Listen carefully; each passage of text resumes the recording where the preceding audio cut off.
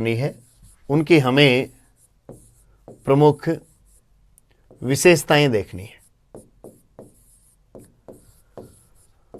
महासागरों की हमें प्रमुख विशेषताओं की बात करनी है, विशेषताएं देखनी है, फिजिकल फीचर्स की आपको बात करनी है, किस किस तरीके से आपको इनके जल की, इनकी तली की, इनके ऊपरी भागों की क्या क्या विशेषताएं देखने को मिलती हैं, उन सबको हमें डिस्कस करना है।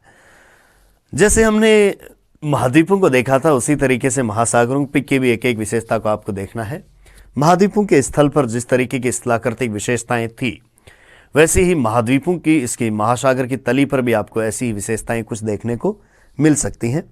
सबसे पहले इस कड़ी में हम ये देख लें कि पृथ्वी के कितने प्रतिशत भाग पर महासागर फैले हुए हैं, किस किस तरीके से वो बने हैं। तो देखिए, सबसे पहला बिंदु तो हमें जो डिस्कस करना है वो यहाँ पर यही करना है कि पूरी पृथ्वी का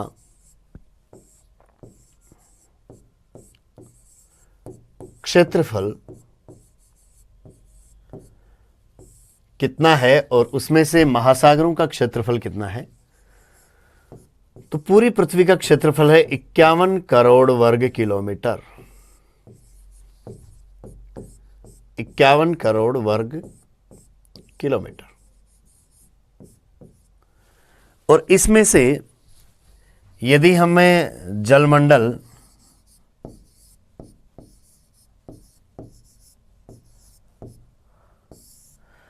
या जिसको हम कहते हैं क्या, महासागर,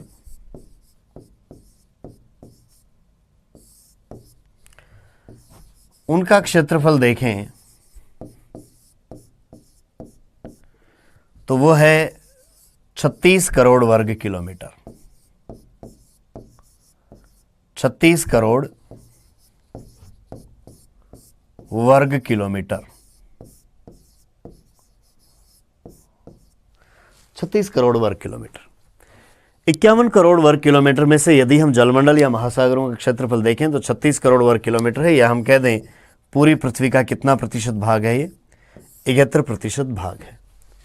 ये जो सारा महासागरीय भाग है, ये किस तरीके से बना है, इसके लिए हमने महाद्वीप और महासागरों की उत्पत्ति की एक थियरी महाद्वीप के टॉपिक में शुरू में देखी थी। उसी थियरी की हम बात करते हुए एक बार फिर से बात कर सकते हैं कि महासागरों की उत्पत्ति कैसे हुई है। तो महासागरों की उत्पत्ति के लिए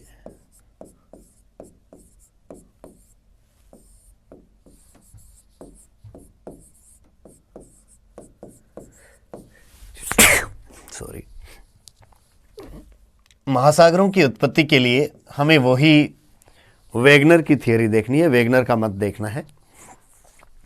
वेगनर के अनुसार इस पूरी पृथ्वी पर पहले एक ही बड़ा स्थलखंड था, जिसका नाम उसने काल्पनिक रूप से दिया है क्या, पेंजिया। आगे चलकर इस पेंजिया का विभाजन हुआ कार्बोनिफेरस काल में, और पेंजिया 2 टुकड़ों में टूट गया।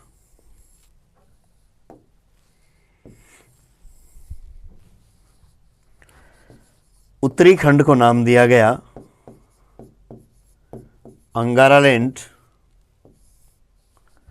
और दक्षिणी खंड को नाम दिया गया गोंडवानालैंड। इस पेंजिया के इन खंडों के चारों तरफ जो एक विशाल जलीय भाग था, उसको वेगनर ने नाम दिया है क्या, पेंथालासा। कि एक विशाल जलराशि थी जिसको वेगनर ने क्या नाम दिया है, पेंथालासा नाम दिया है। इस पेंजिया के टूटकर 2 टुकड़ों में विभक्त होने, अंगारालैंड और गोंडवानालैंड के रूप में विभक्त होने से पेंथालासा का कुछ जल इस अंगारालैंड और गोंडवानालैंड के बीच में प्रवेश कर गया, जिसे टेथिस सागर नाम दिया गया। टेथिस सागर नाम दिया गया। पेंजिया के टूटने या खुलने को टेथिस का खुलना भी कहा गया है। तो इस तरीके से एक नए महासागर का निर्माण होने लगा, जिसका नाम है टेथिस सागर। आगे चलकर ये पेंजिया फिर और ज्यादा विभाजित हुआ। इसका जो अंगारालैंड है,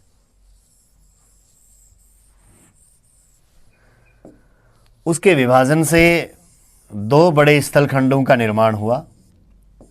एक तो बना उत्तरी अमेरिका और एक खंड इससे अलग होकर बना, वो था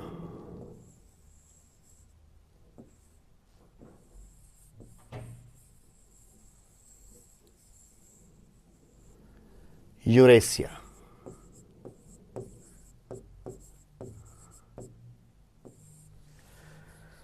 जिसके पश्चिमी भाग में यूरोप है, पूर्वी भाग में एशिया है। उसके बाद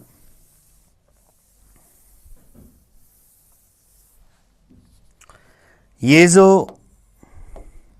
गोंडवाना लैंड था, इसका भी विभाजन शुरू हुआ। गोंडवाना लैंड के विभाजन से एक तो बन गया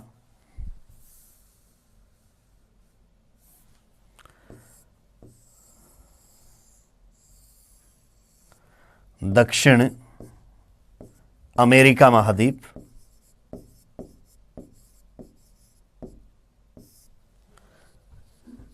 एक बना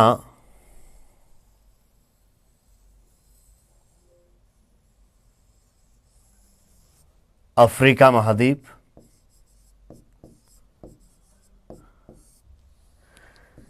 एक यहां दक्षिण में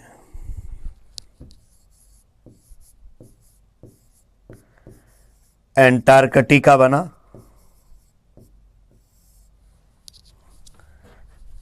इस तरफ यहां पर ऑस्ट्रेलिया नामक एक स्थलखंड बना,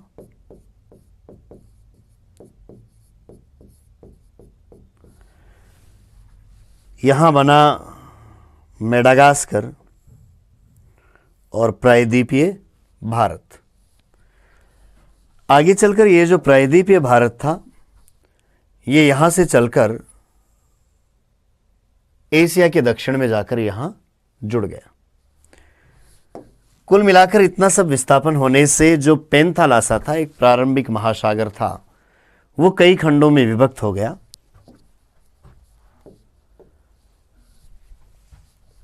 पेंथालासा का जो जल इस उत्तरी अमेरिका, यूरोप और एशिया के उत्तर में यहां रह गया, इसको तो कह दिया गया आर्कटिक महासागर।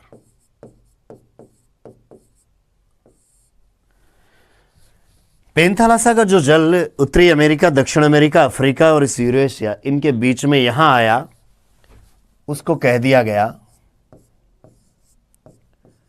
अटलांटिक महासागर।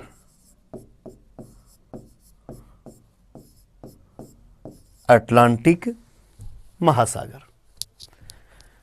पेंथालासा की जो जलराशि यहां पर ऑस्ट्रेलिया, अफ्रीका और यूरेशिया, इनके बीच में आई, उसको कह दिया गया हिंद महासागर।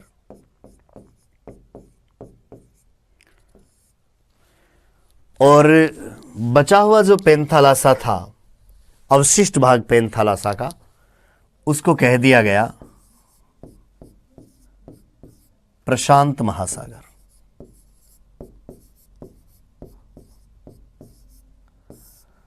तो इस तरीके से पृथ्वी के ऊपर महाद्वीपों की उत्पत्ति के साथ साथ महासागरों की उत्पत्ति हुई है। पहले एक ही महासागर था और आगे चलकर उसके कई खंड होने से आर्कटिक, अटलांटिक, हिंद, प्रशांत, इनका निर्माण हो गया। वर्तमान में अंतर्राष्ट्रीय महासागरीय विज्ञान संगठन के विद्वानों ने आर्कटिक के चारों ओर स्थित, इससे अंटार्कटिका के चारों स्थित ठंडी जलीय जो राशि थी, इसके चारों ओर स्थित जो ठंडा जलीय भाग है, उसको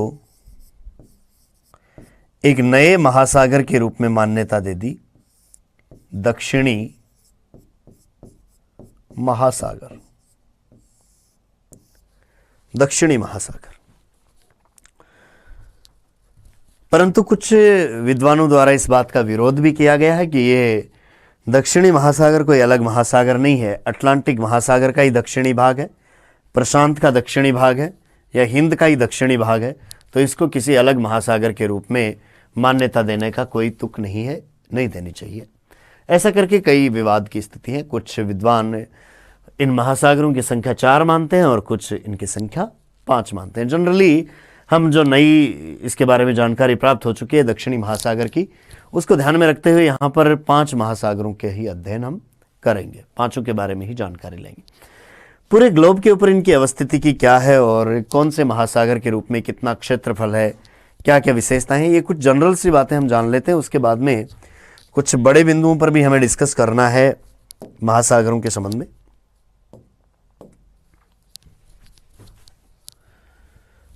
तो यदि हम पृथ्वी के ऊपर इन सभी महासागरों की स्थिति देखते हुए चलें,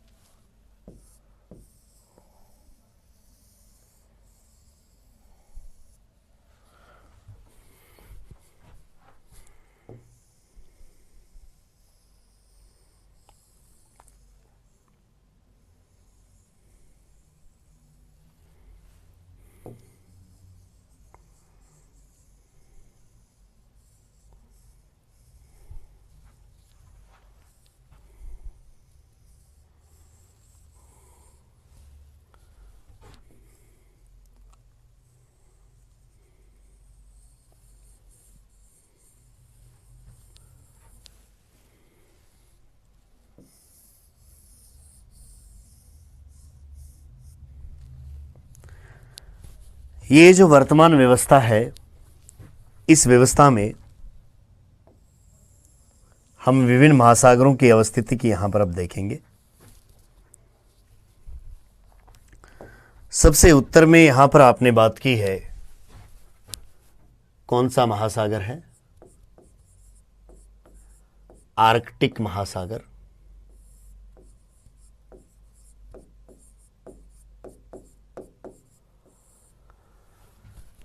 आर्कटिक महासागर से इस तरफ हम चलेंगे तो यहां पर स्थित है कौन सा? अटलांटिक,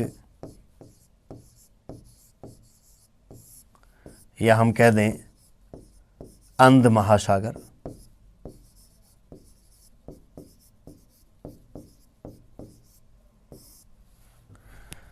इस सारे एरिया में यहां स्थित है कौन सा? हिंद महासागर।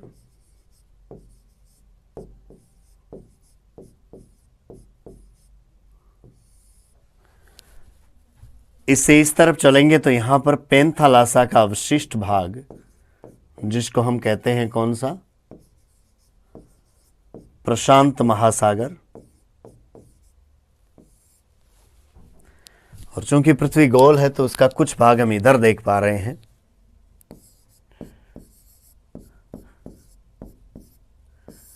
ये हुआ प्रशांत महासागर।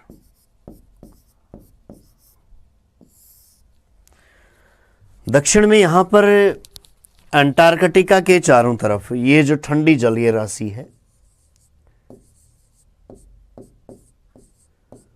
जिसको नाम दिया गया है दक्षिणी महासागर।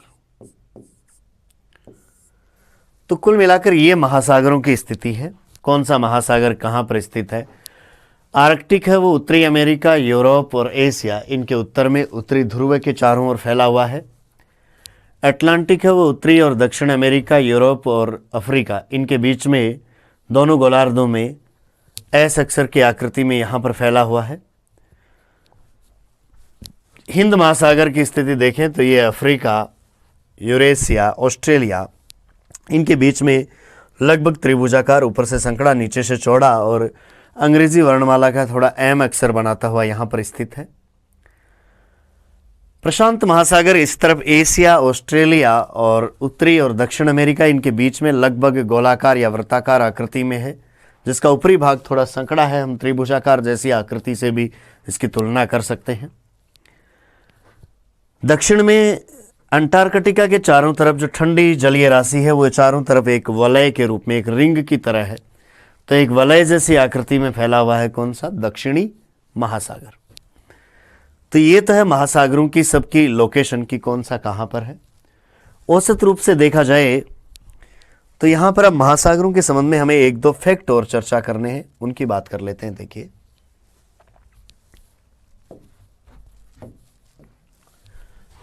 पृथ्वी पर महासागरों की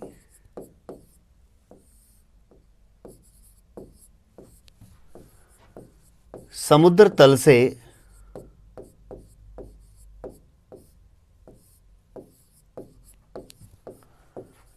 औसत गहराई की यदि हम बात करें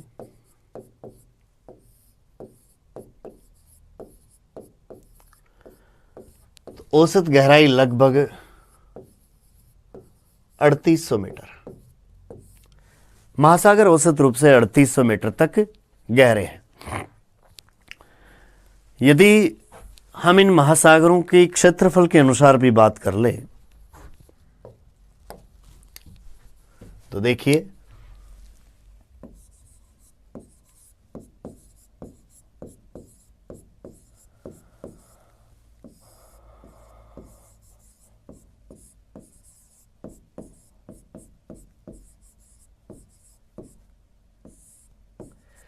क्षेत्रफल की दृष्टि से सबसे पहले नंबर पर है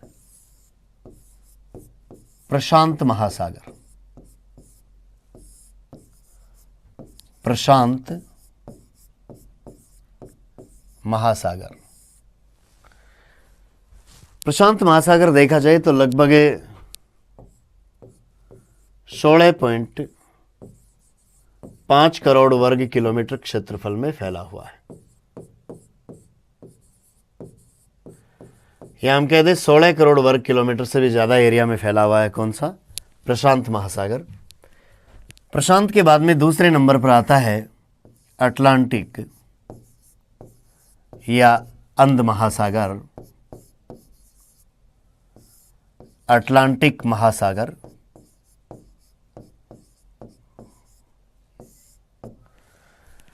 जो कि प्रशांत से लगभग आधा है, 8.5 करोड़ वर्ग किलोमीटर क्षेत्रफल में फैला हुआ है।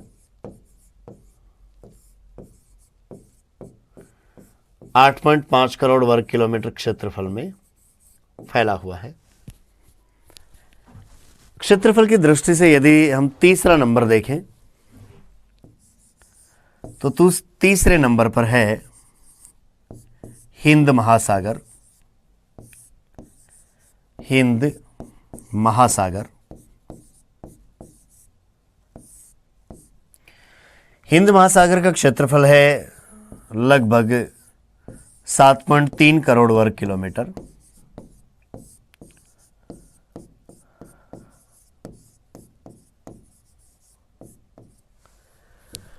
अटलांटिक के क्षेत्रफल से थोड़ा सा कम।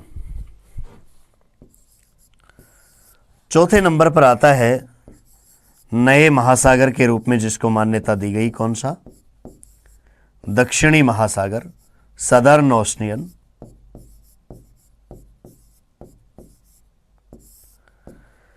जिसका क्षेत्रफल है लगभग 2 करोड़ वर्ग किलोमीटर। 2 करोड़ वर्ग किलोमीटर, 2 करोड़ वर्ग किलोमीटर। और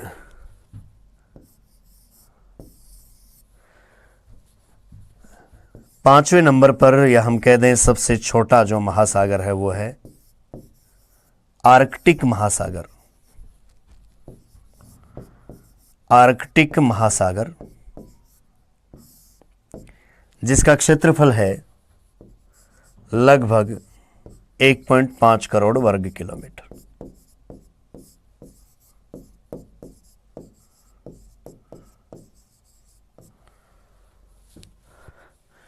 ये कुल मिलाकर 36 करोड़ वर्ग किलोमीटर के आसपास एरिया बनता है सभी महासागरों का मिलाकर।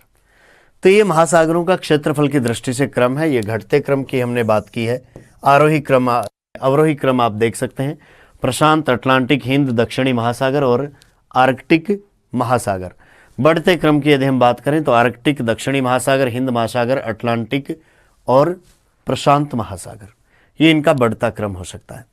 तो ये तो बात होगी महासागरों की क्षेत्रफल की दृष्टि से। ये बात हमने कर ली महासागरों की औसत गहराई की, समुद्र तल से औसत गहराई की बात होगी।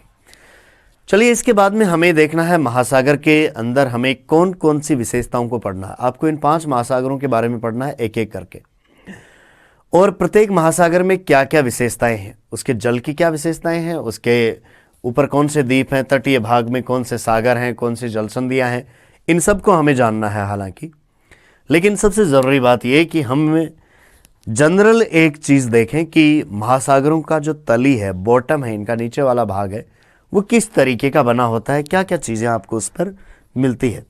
तो इस कड़ी में हमें यहाँ पर जो बात डिस्कस करनी है वो ये है कि महासागरीय तली के उच्चावच कौन कौन से हैं।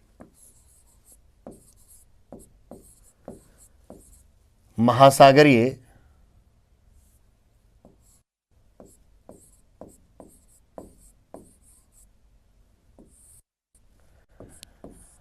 तली के उच्चावच, महासागरीय तली के उच्चावच।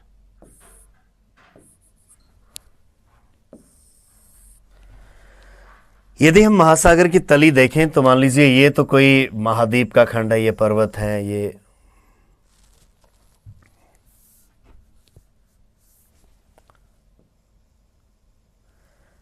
यहां से चलते हुए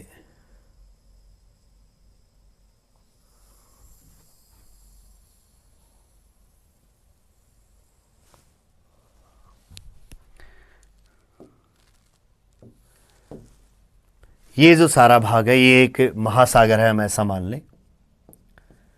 ये उस महासागर के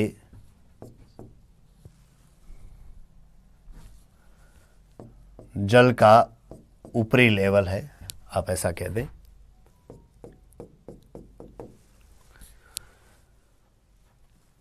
तो ऐसी स्थिति में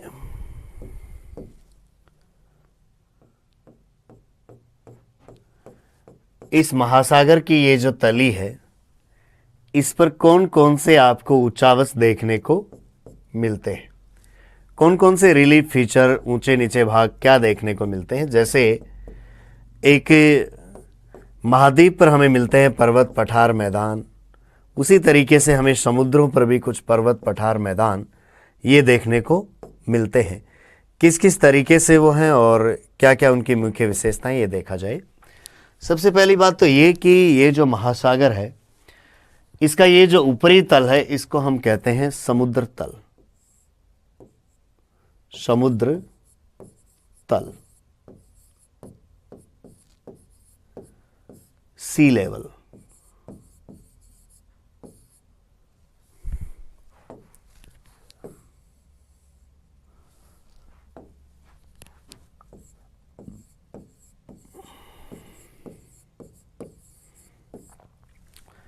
किसी भी स्थान की ऊंचाई या गहराई इसी स्थान से मापी जाती है, इसी तल से मानी जाती है। इसको हम डेटम लाइन भी बोल सकते हैं, जो समुद्रों के ऊपरी भाग को मिलाते हुए खींची जाने वाली रेखा है। कौन सी? डेटम रेखा। यहां से कोई भी स्थल का भाग, कोई भी महाद्वीप का कोई भी पर्वत कितना ऊंचा है, वो इस समुद्र तल से ही हम नापते हैं। और महासागरों और महाद्वीपों की जो औसत गहराई या ऊंचाई की हम बात करते हैं, वो इसी तल से करते हैं। तो इस समुद्र तल से महाद्वीपों की तो औसत ऊंचाई है 840 मीटर। महाद्वीपों के जिनके बारे में हम पढ़ चुके हैं, वो एवरेज इस समुद्र तल से कितने ऊंचे हैं? 840 मीटर। और यदि महासागरों की बात की जाए तो ये महासागर इस समुद्र तल से औसत लगभग 3800 मीटर गहरे हैं। 3800 मीटर तक इनकी औसत गहराई है, 3700 मीटर से कुछ ज़्यादा है, ये आपको देखने को मिलती है। लेकिन ये जो नीचे की तली है, ये बहुत ज़्यादा उबड़ खाबड़ है। इसको हम कई अलग अलग नामों से जानते हैं। कौन कौन नामों से जानते हैं? देखिए, एक महाद्वीप से महासागर की ओर चलने पर क्रमशः कौन कौन से उच्चावच आते हैं। सबसे पहला भाग, जैसे ही हमें महाद्वीप से महासागर की ओर चलते हैं तो वह तटीय भाग जिसकी गहराई बहुत कम है, उस तटीय भाग को हम महाद्वीपीय मग्न तट कहते हैं। क्या कहते हैं? महाद्वीपीय मग्न तट। महाद्वीपीय मग्न तट, या हम कह दें कॉन्टिनेंटल सेल्फ। कॉन्टिनेंटल सेल्फ, या इसको आप महाद्वीपीय भी कह सकते हो। महाद्वीपीय छज्जा भी इसे कहा जा सकता है। महाद्वीपीय छज्जा या महाद्वीपीय मग्न तट या कॉन्टिनेंटल सेल्फ के नाम से इसको जाना जाता है। ये समुद्र में उस गहराई तक का भाग होता है जहां तक गहराई हमें मिलती है, कितनी? 100 फेदम।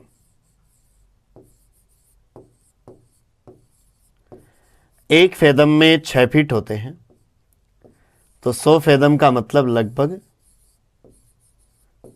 100 फेदम का मतलब 600 फीट, या हम मीटर में भी बात कर लें तो लगभग 180 मीटर तक की गहराई। तो देखिए,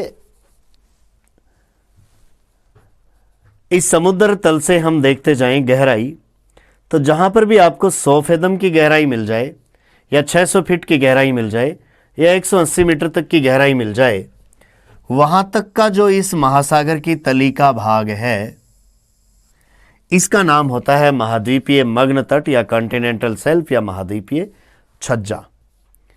जो महाद्वीप का वह भाग जो समुद्र की ओर निकला हुआ है और समुद्र के पानी में डूबा हुआ है, उसको हम कह देते हैं महाद्वीपीय मग्न तट।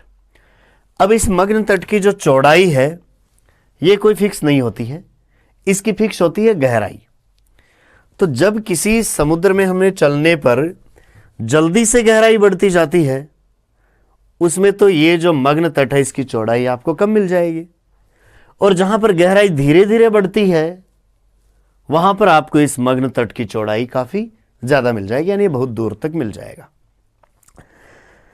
सामान्यतः देखा जाए तो भूमध्य रेखीय क्षेत्रों में ये जो मग्न तट है, डूबा हुआ भाग है, ये कम चौड़ा रहता है, और ध्रुव की तरफ इस मग्न तट की चौड़ाई बढ़ती जाती है। ये एक ऐसा जनरल फैक्ट देखा गया है।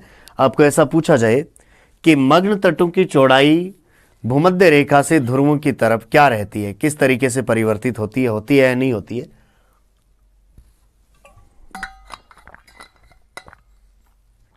तो देखिए, मग्न तटों की चौड़ाई भूमध्य रेखा से ध्रुवों की ओर चलने पर बढ़ती जाती है। भूमध्य रेखीय क्षेत्रों में मग्न तट काफी संकड़े होते हैं और ध्रुवीय क्षेत्रों में मग्न तट काफी चौड़े होते जाते हैं। यदि हम प्रमुख बड़े महासागरों की बात कर लें तो प्रशांत महासागर के मग्न तट बहुत संकड़े हैं। हिंद महासागर में भी संकड़े हैं, लेकिन अटलांटिक महासागर के मग्न तट काफी ज्यादा चौड़े हैं। तो 3 बड़े महासागरों की यदि तुलना करें, प्रशांत, हिंद और अटलांटिक, तो प्रशांत और हिंद की तुलना में अटलांटिक महासागर के मग्न तट बहुत ज्यादा चौड़े। एवरेज देखा जाए तो ये समस्त महासागरीय ये जो तली है, जितने भी सभी महासागरों की मिलाकर एवरेज, उसके लगभग 8.5% भाग पर, लगभग 8.5% भाग पर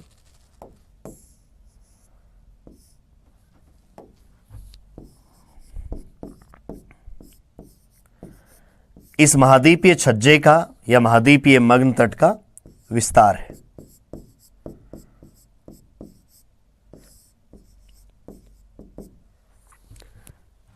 यहां पर हम औसत ढाल यदि देखें इसका, महाद्वीपीय मग्न तट का, तो इसका जो ढाल है वो लगभग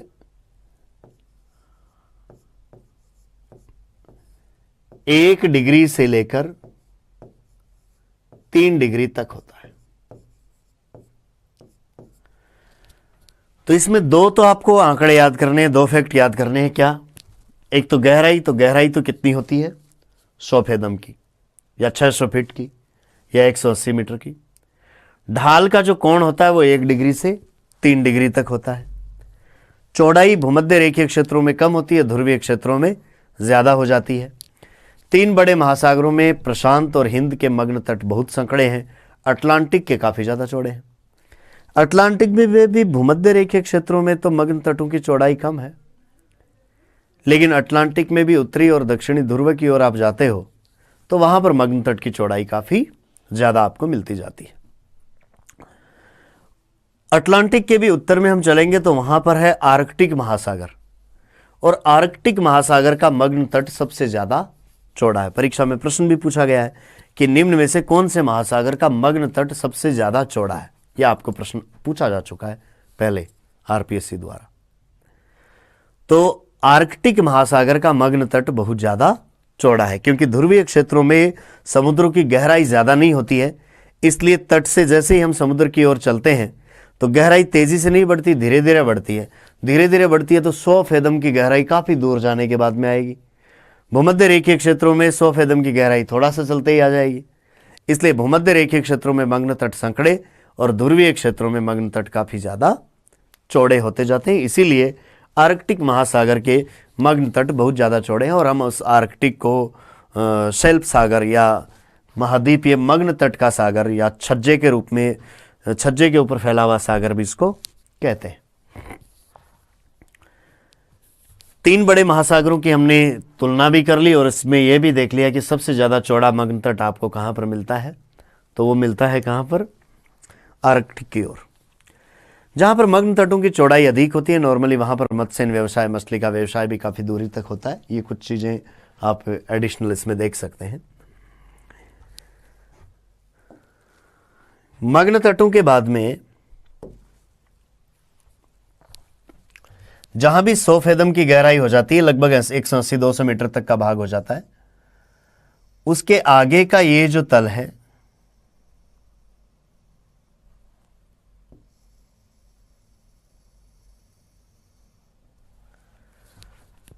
जिसका ढाल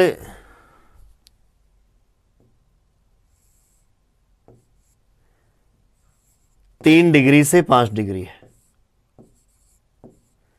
3 डिग्री से 5 डिग्री है, और उसमें भी देखा जाए तो औसत कितना? 4 डिग्री है, क्योंकि 3 से बीच का भी एवरेज कितना आता है? 4 डिग्री। वो सारा भाग, और जहां तक गहराई लगभग हो जाती है कितनी?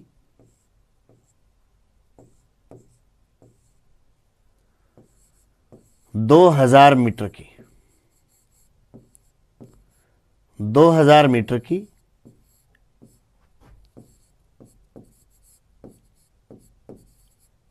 गहराई तक। तो 2000 मीटर की गहराई तक वाला जो भाग है, लगभग 200 मीटर से, या हम कहते हैं 180 मीटर से लेकर 2000 मीटर तक की गहराई वाला जो भाग है, ये जो दूसरा, इसको हम कहते हैं महाद्वीपीय मग्न ढाल। महाद्वीपीय मग्न ढाल, कॉन्टिनेंटल स्लोप कह सकते हैं हम।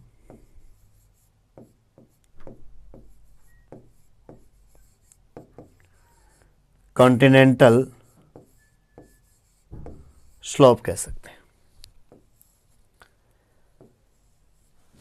तो मग्न तट के आगे यानी 100 फेदम की गहराई से आगे का जो भाग है उसको हमें महाद्वीपीय मग्न ढाल कहते हैं, जो कि 2000 मीटर की गहराई तक हमें नॉर्मली मिलता है। ढाल का कोण 3 डिग्री से 5 डिग्री तक जिसका है, कॉन्टिनेंटल स्लोप या महाद्वीपीय मग्न ढाल आप जिसको कहते हैं, और ये भी सभी महासागरों के क्षेत्रफल के लगभग 8.5% भाग पर विस्तृत है।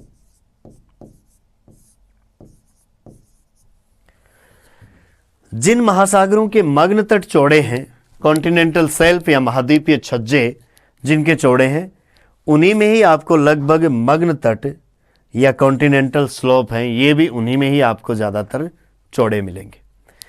तो 3 बड़े महासागरों की फिर तुलना कर लें, प्रशांत, हिंद और अटलांटिक। तीनों में से प्रशांत और हिंद, इनके तो मग्न तट हैं कैसे, संकड़े, और मग्न ढाल भी कैसे, संकड़े। अटलांटिक में मग्न तट भी चौड़े और मग्न ढाल भी चौड़े आपको मिलते हैं। दूसरी बात यह कि जहां पर भी समुद्र तट के निकट पर्वत पाए जाते हैं, वहां पर मग्न तट और मग्न ढाल आपको काफी संकड़े मिलते हैं। तो यहां पर एक बात आपको और यहां पर ऐड कर लेनी चाहिए कि जहां तट के निकट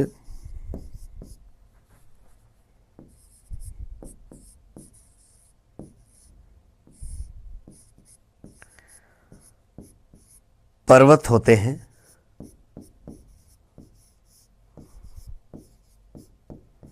वहां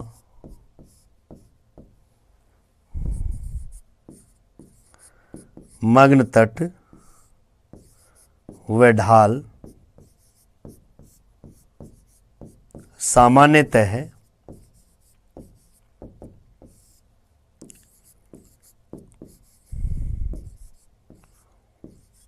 संकड़े पाए जाते हैं।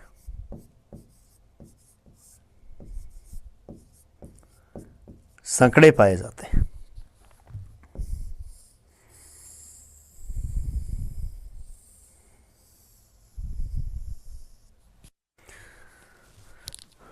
तो तटीय भागों पर जहां पर्वतों की स्थिति होती है, वहां पर आपको मग्न तट और मग्न ढाल की जो विस्तार है वो थोड़ा कम मिलता है। चलिए, ये बात हुई मग्न ढालों की।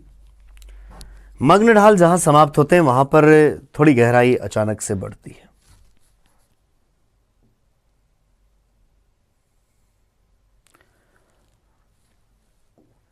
वहां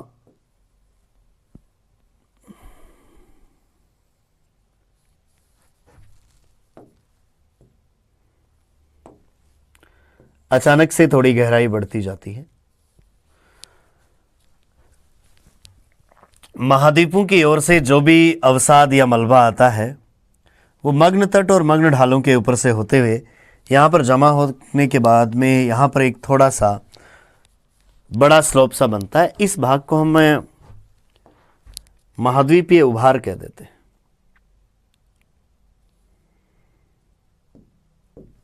चलिए,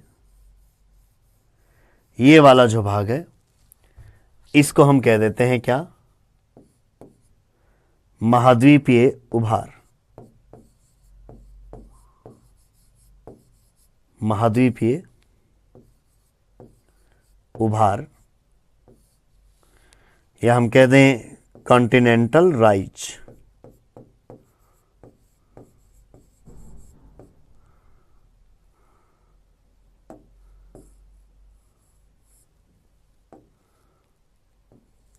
कॉन्टिनेंटल राइज,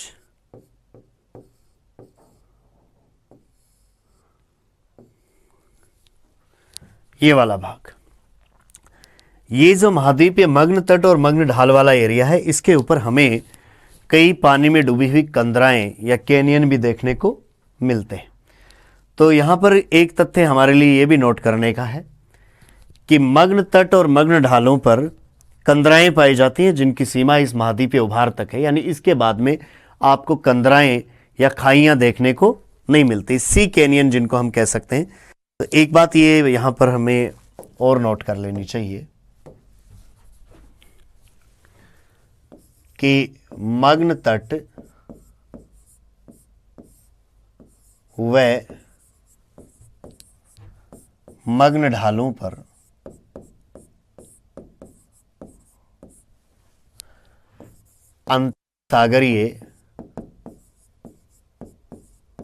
अंतः सागरीय कंदराएं कंदराएं, या आप कह दें क्या, कैनियन पाई जाती है, पाई जाती है। ये सारा हिस्सा था किसका, महाद्वीप का, और आगे वाला है किसका, महासागर का।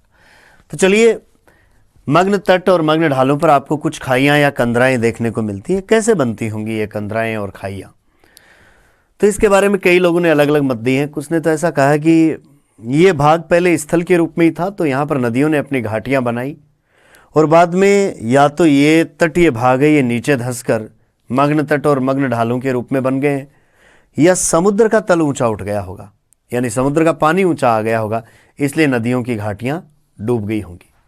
कारण जो भी रहा हो, हमें सामान्यतः कुछ नदियों का जो मुहाना है, जहां पर वो समुद्र में जाकर मिलती हैं, उसके सामने हमें कुछ खाइयां या कैनियन या कंदराएं देखने को मिलती हैं, उसके सम्मुख मिलती हैं। तो उसका वजह एक यही हो सकता है कि शायद वो एरिया पहले स्थल के रूप में ही था, और बाद जहाँ पर नदियों ने अपनी घाटियाँ बनाई थी, और बाद में वो स्थलखंड नीचा धंस गया तो पानी में डूब गया, या समुद्र ऊंचा आकर उसके ऊपर फैल गया। तो दोनों में से कोई भी कंडीशन हुई हो, वो जो नदी की घाटियाँ थी वो डूब गई होंगी, और उन्हीं का नाम शायद अंतः सागरीय कंदराएं होता होगा। लेकिन कई विद्वानों ने इसकी विरोधी बातें भी कही है कि नहीं, इस तरीके से नहीं, अलग तरीके से बनते। चलिए, जिस भी तरीके से बनते हो, क्योंकि हमारे लिए मूल मुद्दा ये नहीं है कि इन कंदराओं की या इन कैनियन की या इन खाइयों की उत्पत्ति कैसे होती है, ये हमारा कोई इश्यू नहीं है। हमारा जो मुख्य मुद्दा है वो ये है कि इन मग्न तटों पर सामान्यतः और कहीं कहीं मग्न ढालों तक ऐसे कैनियन या खाइयां आपको देखने को मिल जाती। चलिए, इन कॉन्टिनेंटल राइज या उभारों से आगे हम चलें तो ये जो आगे का भाग है, ये सारा का सारा जो कि लगभग समतल सा है,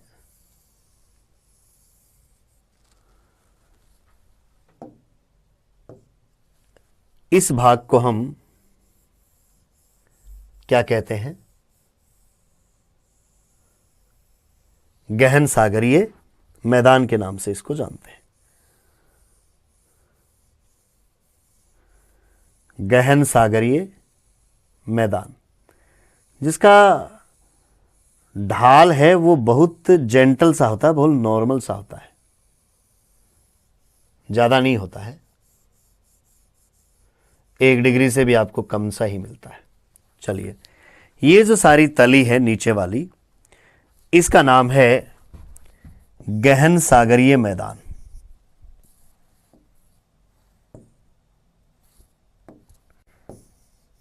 गहन सागरीय मैदान।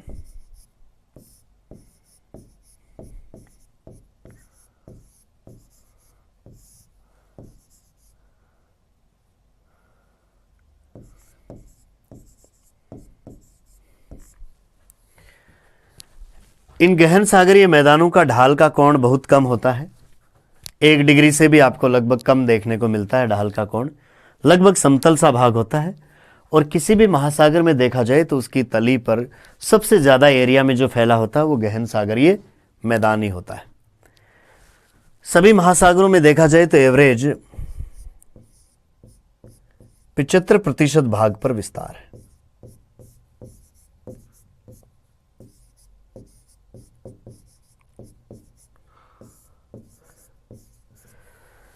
महाद्वीपों के 75 महासागरों के 75% भाग पर इन गहन सागरीय मैदानों का विस्तार है। जिस तरीके से महाद्वीपों पर बहुत सारी दूरी में तो मैदान ही फैले हुए हैं, ऐसे ही महासागरों में भी बहुत सारी दूरी पर तो मैदानों का ही विस्तार है।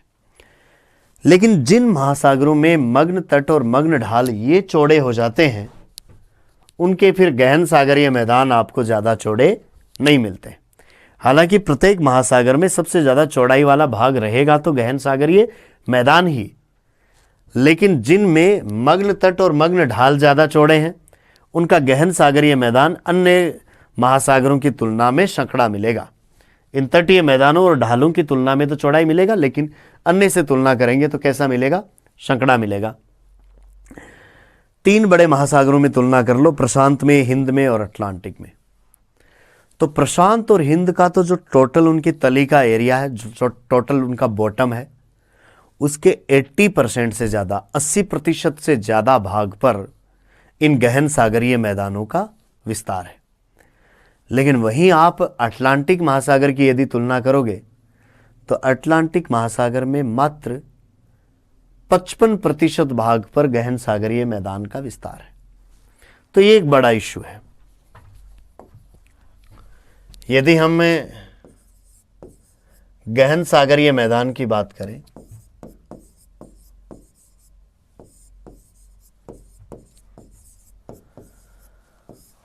तो प्रशांत और हिंद, इनके तो 80% से भी ज्यादा एरिया पर गहन सागरीय मैदान का विस्तार है। लेकिन वहीं पर आप अटलांटिक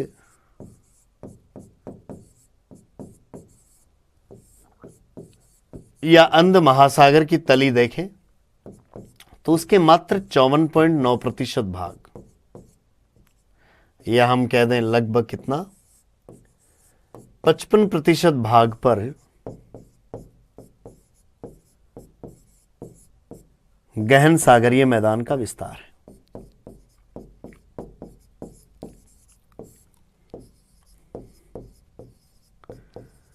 गहन सागरीय मैदान का विस्तार है। ऐसा क्यों? ऐसा इसलिए क्योंकि अटलांटिक महासागर के मग्न तट और मग्न ढाल बहुत चौड़े थे। लगभग उसके पूरे क्षेत्रफल के 13% से भी ज़्यादा एरिया पर, तो 12-13% के आसपास एरिया पर तो मग्न तट और मग्न ढाल ही फैले हुए थे, इसलिए उसके गहन सागरीय मैदान का विस्तार कम है। तो 3 बड़े महासागरों में प्रशांत, हिंद और अटलांटिक की यदि हम तुलना करते हुए चलें तो प्रशांत और हिंद में मग्न तट और मग्न ढाल संकड़े हैं, इसीलिए उनका गहन सागरीय मैदान उनके कुल क्षेत्रफल के 80% से भी ज़्यादा एरिया पर फैला हुआ है। जबकि अटलांटिक के मग्न तट और मग्न ढाल उसके लगभग 12-13% से भी ज़्यादा एरिया पर, दोनों मिलाकर कुल मिलाकर 25-30% एरिया से भी ज़्यादा कवर कर रहे थे। वहाँ पर गहन सागरीय मैदान का विस्तार आपको 55% के आसपास ही मिलता है।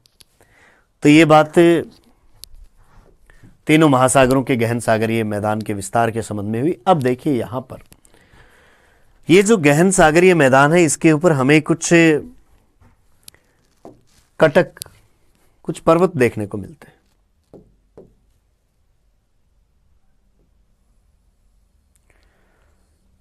कुछ यहां पर आपको समुद्री पर्वत देखने को मिलते हैं इन महासागरों के अंदर।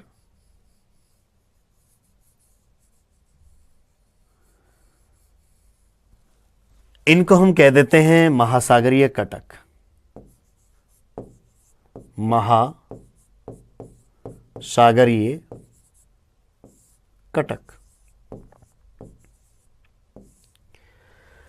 महाद्वीपों पर जितना विस्तार पर्वतों का नहीं है, उससे ज्यादा लंबाई में तो पर्वत महासागरों के अंदर फैले हुए हैं, और ऐसे पर्वतों को हम मध्य महासागरीय कटक के नाम से जानते हैं। आप अटलांटिक में बात करो तो उसमें लगभग 15,000 किलोमीटर की लंबाई में एक पर्वत फैला हुआ है नॉर्थ टू साउथ पूरे अटलांटिक में, जिसको हम मध्य अटलांटिक कटक कहते हैं, जिसकी कई ब्रांच भी इधर उधर निकली हैं। इसी तरीके से हिंद महासागर के मध्यवर्ती भाग में भी एक कटक या पर्वत फैला हुआ, और उसके दोनों तरफ हम देखें तो 2 अन्य कटक का निर्माण भी हुआ, और दक्षिण में उसकी 2 शाखाएं उसकी भी निकल जाती हैं। ठीक ऐसे ही प्रशांत महासागर के भी पूर्वी भाग में उत्तर से दक्षिण दिशा में एक कटक का निर्माण हो रहा है। ये महासागरीय कटक कैसे बनते हैं, इस बात की हमें जरूर यहां पर चर्चा कर लेनी चाहिए कि महासागरों के अंदर ये पर्वत कैसे बनते हैं। तो एक जो प्लेट टेक्टोनिक्स की थ्योरी आई है, उससे थोड़ा हमें इस बात को समझने में मदद मिलती है कि हमारे ये जो महासागर हैं, इनके नीचे जहां पर भी 2 स्थलखंड एक दूसरे से मिले हुए, देखिए हम एक बार एक एग्जाम्पल के रूप में एक प्लेट बना लेते हैं। ये मान लीजिए ऐसे कि ये अमेरिकन प्लेट है, यानी अमेरिकन महाद्वीप का स्थलखंड है, और इस तरफ ये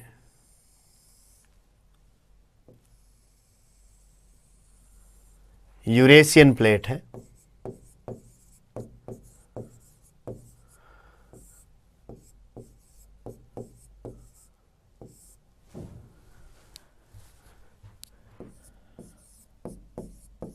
ये दोनों प्लेट एक दूसरे से विपरीत दिशा में जा रही हैं।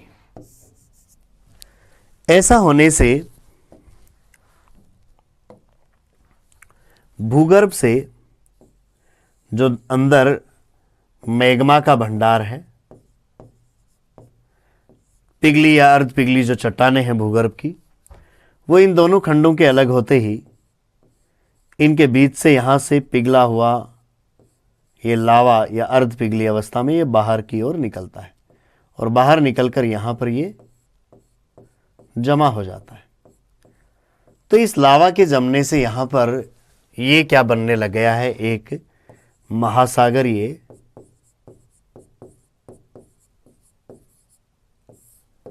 कटक बनने लग गया। धीरे धीरे जैसे ये प्लेटें एक दूसरे से दूर जाएंगी, इनका खिसकाव होगा। मान लीजिए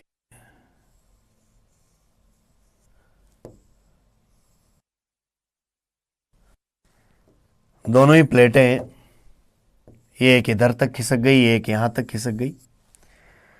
ऐसी स्थिति में यहां पर अंदर से जो लावा था वो निकलकर इस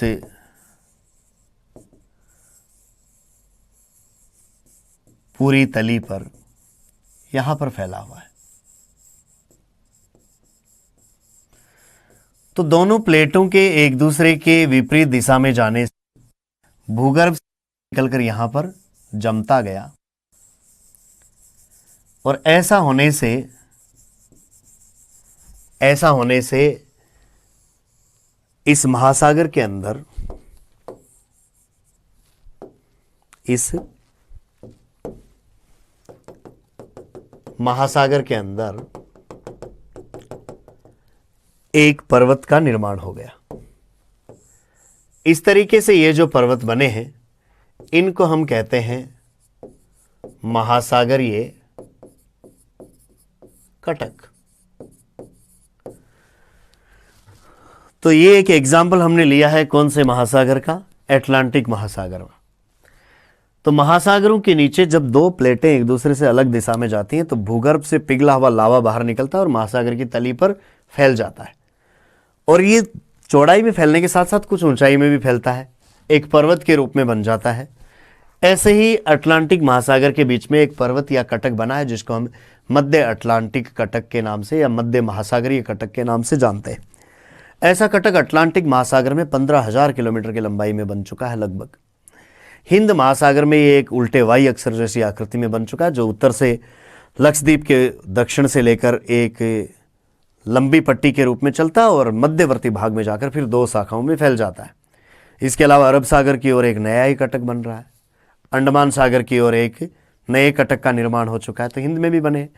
प्रशांत महासागर के पूर्वी भाग में भी लंबा नॉर्थ साउथ दिशा में एक पूर्वी प्रशांत कटक का निर्माण हो रहा है। तो महासागरों के लगभग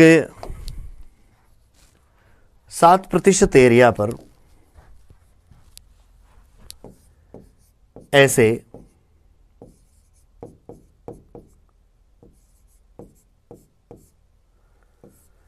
महासागरीय कटक फैले हुए हैं।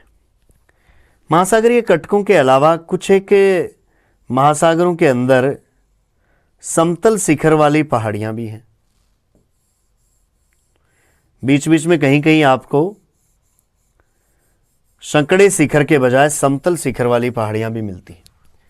ये जो महासागरीय कटक हैं, ये बहुत सारी जगह तो पानी में डूबे हुए हैं, लेकिन कहीं कहीं ये पानी से बाहर की ओर भी निकले हुए हैं। महासागरों के अंदर कुछ समतल या सपाट शिखर वाली पहाड़ियां भी पाई जाती हैं, जिनको हम कहते हैं गुयोट। गुयोट या गुयो नाम इनका आता है, गुयोट। इनकी खोज, इनकी जानकारी गुयोट ने दी थी, इसलिए इनको हम गुयोट के नाम से जानते हैं। तो महासागर की तली पर सपाट शिखर वाली कुछ पहाड़ियां मिलती हैं गुयोट, और संकीर्ण शिखर वाले कुछ महासागरीय पर्वत मिलते हैं जिनको हम महासागरीय कटक के नाम से जानते हैं। चलिए, इसके अलावा महासागरों की तली पर कहीं कहीं आपको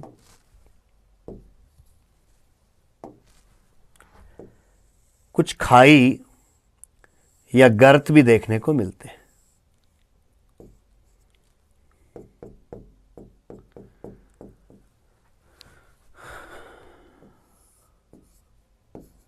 ये कहीं कहीं ऐसे पाई जाएंगी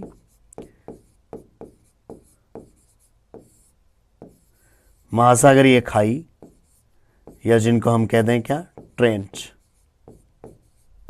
वह गर्त या हम कहते हैं डीप।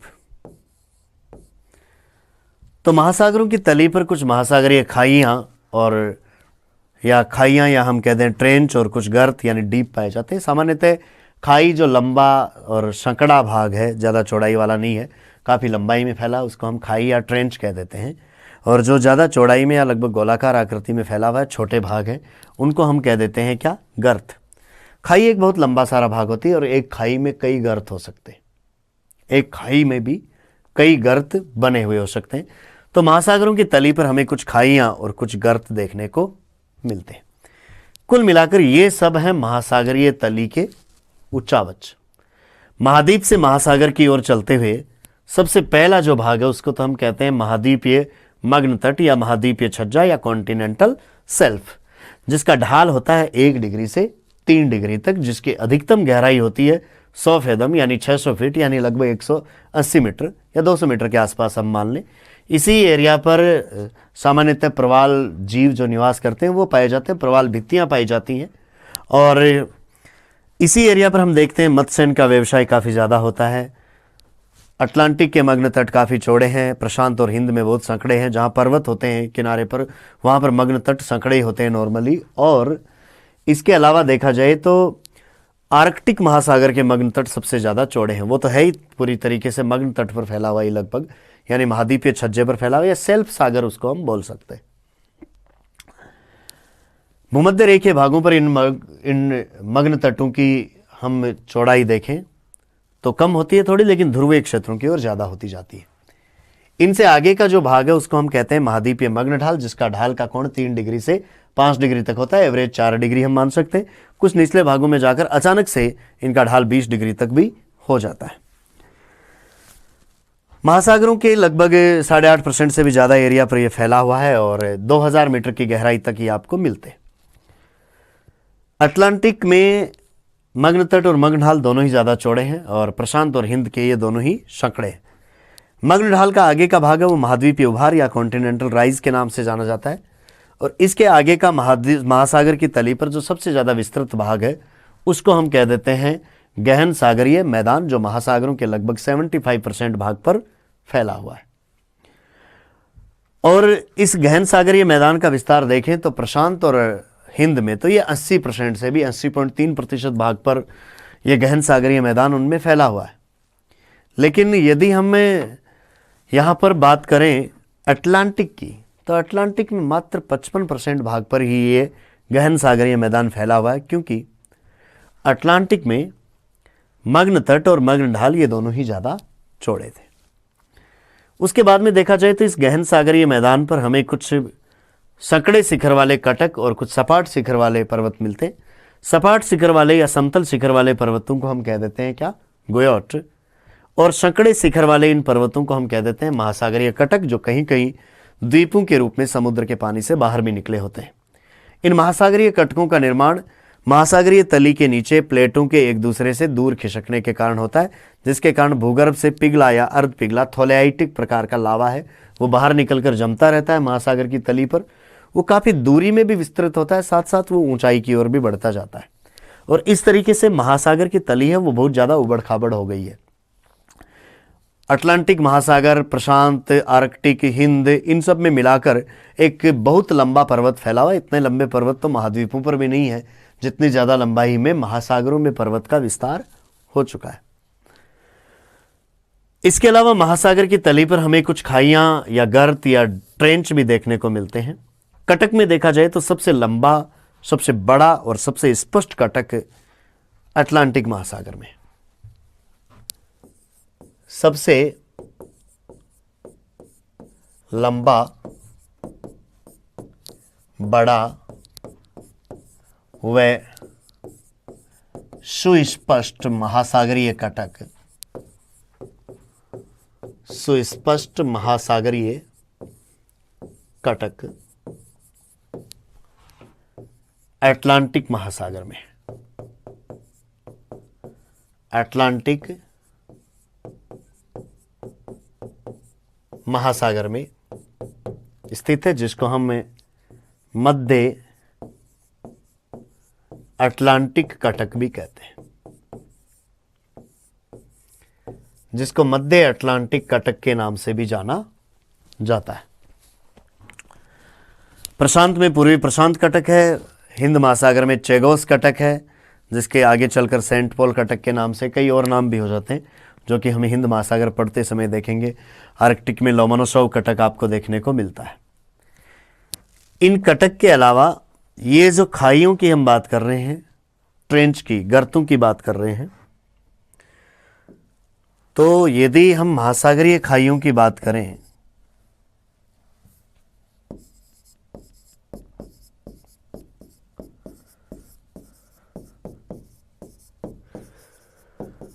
तो महासागरों में अभी तक हमने 57 गर्तों का पता चलाया है, जिनमें से 32 तो अकेले प्रशांत में ही हैं, 19 आपको अटलांटिक महासागर में मिलते हैं और 6 हिंद महासागर में। तो महासागरों में अब तक हमने 57 ऐसे गर्तों का पता लगाया है, जिनमें से 32 प्रशांत में है, 19 अटलांटिक में है और 6 आपको हिंद महासागर में देखने को मिलते हैं। इन महासागरीय गर्तों या खाइयों में हम देखें तो विश्व में महासागरों में स्थित जो सबसे गहरी खाई है, सबसे गहरी खाई है, वह है मेरियाना खाई।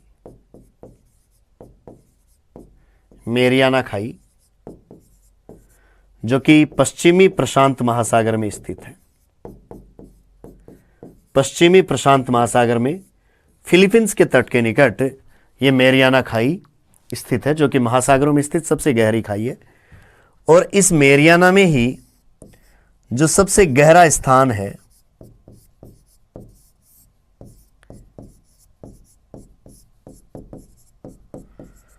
वो है चैलेंजर गर्त।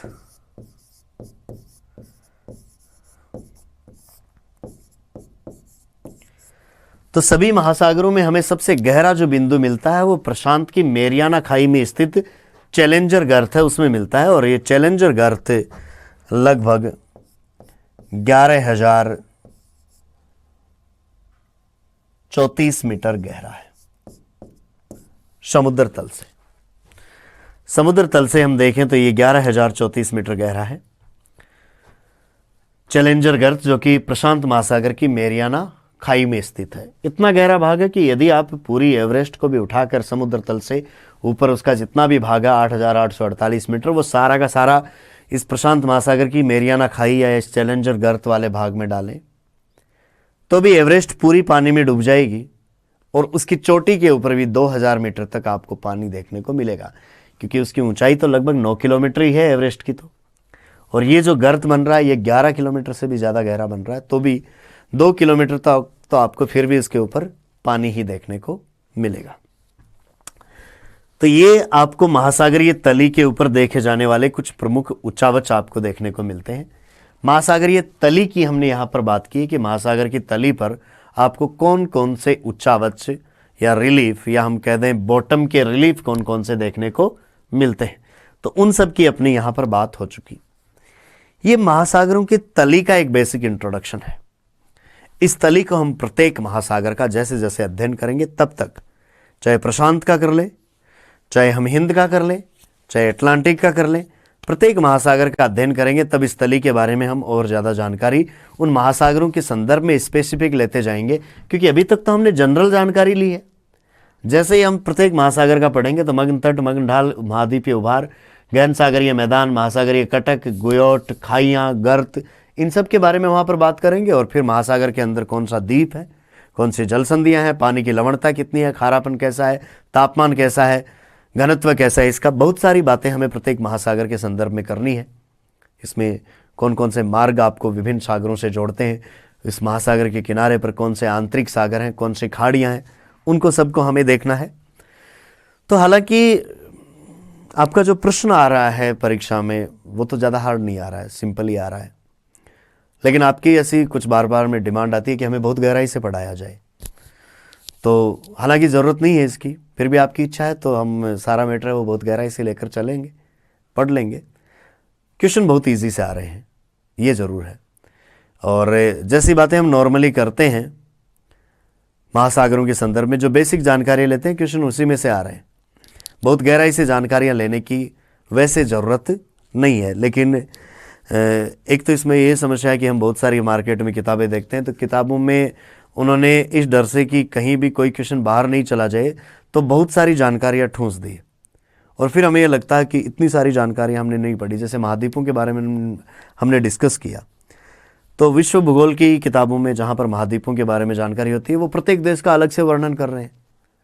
उसमें वनस्पति कैसी है, वहाँ की जलवायु कैसी है, खनिज कौन से हैं, उद्योग कौन से हैं, हर चीज़, यानी कंप्लीट ज्योग्राफी आपको महाद्वीप के एक ही टॉपिक में पूरी किताब के रूप में दी जा रही है। और आपको क्वेश्चन पूछा जाना है एक, उस एक क्वेश्चन के लिए हम वो सब जानकारियाँ क्यों पढ़ रहे हैं जो नहीं पढ़नी चाहिए जनरली, क्योंकि प्रश्न क्या आ रहा है वो तो देखें पहले। प्रश्न नॉर्मली आता है बहुत सामान्य सी जानकारी का, और किताबों में दे दी जानकारियाँ बहुत कुछ स्पेसिफिक, तो बहुत कुछ स्पेसिफिक नहीं पढ़ना है, क्योंकि हमारा सिलेबस काफ़ी वाइड है। हमें जनरल जानकारियाँ लेनी है, डेप्थ में जाकर जानकारियाँ जनरली नहीं लेनी होती है। फिर भी आपकी ऐसी कुछ इच्छा थी, क्योंकि कुछ ऐसे मैसेज हमारे पास आए कि हमें और ज़्यादा डेप्थ से बताया जाए इन चीज़ों को, तो कुछ एक क्लासें ऐसी डेप्थ की और भी डाली जाएंगी। हालांकि ये जो हमने जानकारी ली है अभी तक बहुत ज़्यादा गहराई से या डेप्थ से नहीं ली है, ये जनरल जानकारी की बात की हमने अभी तक। और प्रश्न जो पूछे जाते हैं वो लगभग यहीं से आ जाती है बातें। जैसे आपकी सेकंड ग्रेड में आया क्या है, ये पूछा एक बार कि सबसे चौड़ा ये मग्न तट कौन से महासागर में, तो अभी हमने बात कर ली आर्कटिक में चौड़े हैं, किस में चौड़े हैं, किस में संकड़े, सब की बात की हमने, आर्कटिक के चौड़े। सामान्यतः जब भूगोल विषय की वैकल्पिक परीक्षाएं होती है उनमें ये ढाल के कोण पूछे जाते हैं। आपकी जो जीके की एग्जाम होती है उसमें नहीं पूछे जाते हैं जनरली, लेकिन फिर भी हमने ढाल के कोण की यहाँ पर बात की। तली तक चलते चलते आपको कौन से उच्चावच मिलते हैं सबकी हमने बात की है। खाइयों के रूप में भी हम सभी खाइयों को देखेंगे वैसे ही, लेकिन परीक्षाओं में प्रश्न जनरली मेरियाना खाई का ही आता है। प्रश्न यही पूछते हैं कि सबसे गहरी खाई कौन सी है, यही पूछते हैं, लेकिन फिर भी हम बहुत सारी खाइयों को देखेंगे जो भी हमें मिलेंगे महासागर में, उन सबको हम देखते जाएंगे। तो आप इस बात को लेकर हैरान बिल्कुल भी नहीं हो कि आपको मैटर कम दिया जा रहा है, मैटर आपको ज़्यादा ही मिल रहा है। आपकी और डिमांड है तो और ज़्यादा दे दिया जाएगा, आप चाहोगे उतना दे दिया जाएगा। आप चाहो तो एक महाद्वीप के टॉपिक में कंप्लीट ज्योग्राफी, महासागर महाद्वीप के टॉपिक में आपको चाहो तो आपको 100 वीडियो दिए जा सकते हैं, लेकिन ज़रूरत हो उतनी ही तो दिए जाए ना। कितनी ज़रूरत है, एक क्वेश्चन महाद्वीप का, एक क्वेश्चन महासागर का, और इसके लिए यदि हम 100 वीडियो महाद्वीप और महासागर के बनाकर आपके लिए डाल दें तो ये आपके लिए ओवर बर्डन होगा। इसलिए जो जानकारियाँ दी गई है वो पर्याप्त हैं, सटीक है, एग्जाम के स्पेसिफिक है, इतनी आपके लिए पर्याप्त है। अब ये तो महासागरों की जनरल जानकारियाँ हो गई। अब प्रत्येक महासागर के बारे में अलग से हम जानेंगे। पहले प्रशांत की बात करेंगे, अटलांटिक की करेंगे, हिंद की करेंगे, आर्कटिक की और दक्षिणी महासागर की, इन सब की बात करेंगे। और इन महासागरों में कौन से सागरों को जोड़ने वाली प्रमुख जलसंधियाँ कौन सी हैं उनको भी देखेंगे, क्योंकि जलसंधि का प्रश्न भी आया हुआ है। द्वीपों की बात भी करेंगे, क्योंकि द्वीपों के बारे में भी प्रश्न पूछे जा चुके हैं। तो वो सारी चीज़ें जो आती हैं जनरली ऐसी एग्जाम में उनको तो हम डिस्कस करेंगे ही, और बाकी भी आपको जो भी मोस्ट लगता जाए, हमें जो भी परीक्षा के हिसाब से इंपॉर्टेंट बात लगे उसको हमें डिस्कस करते ही चलना है। तो चलिए अगली क्लास में प्रशांत महासागर की जानकारियाँ लेकर फिर से हम मिलते हैं। तब तक के लिए नमस्कार, धन्यवाद।